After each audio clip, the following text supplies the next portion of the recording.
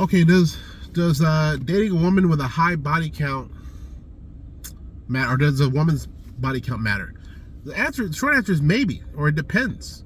If a guy is looking to just have casual sex, a lot of times guys prefer a woman have more of a promiscuous past because that might make access to the sex easier.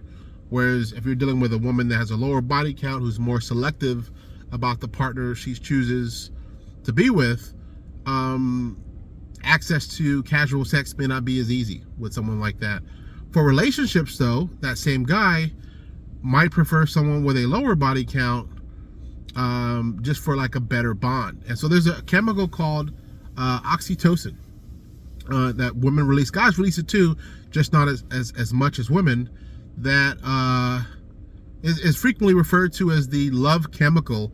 And so it's a chemical that will help a woman bond to a guy. Oddly enough, it's also released when women have children. So that's the kind of chemical that'll have a woman jump in front of a grizzly bear to protect her child. Even though it logically doesn't make sense to do so, and there's no way you can defeat that bear, that chemical is so strong, it'll give a woman that protective instinct that'll have her risk her own life. So it's a very strong chemical that produces an extremely strong bond, both romantically or with a woman and her child. And what happens is when you're promiscuous, you have a lot of bodies, it's released, the release of this chemical decreases over time. So the first time it's released is going to be the strongest and most intense time. Then the amount of that chemical that's released kind of gradually goes down with each time. So if your guy, say 40 or 50, then there may be very little of this chemical being released at all. And so you'll frequently hear women refer to their feelings after sex as like hot feelings. So it's like something they can't describe. They just boom, they have feelings. What they're describing is this chemical that only occurs during intimacy.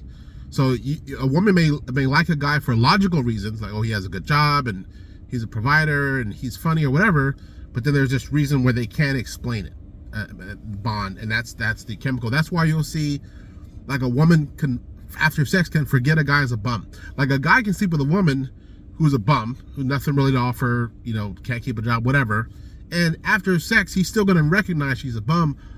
That chemical is so strong, a woman will kind of forget a guy's a bum.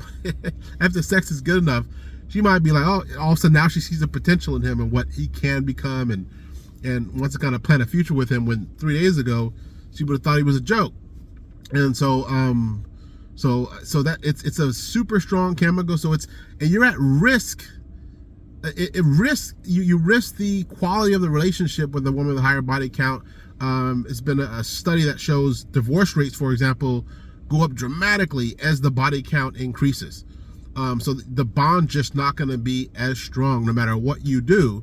And it's not even the woman's fault if she's had enough bodies. There's nothing she can do to produce that chemical to the same intensity that she could have several bodies prior.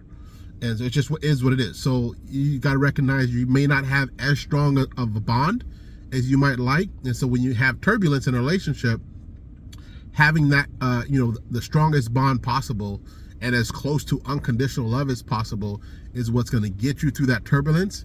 And if this person has almost a disconnect emotionally from sex from so many bodies, then this emotional bond that's unique to women and how strong it is may not be there. And so you may be kind of setting yourself up for failure as a result.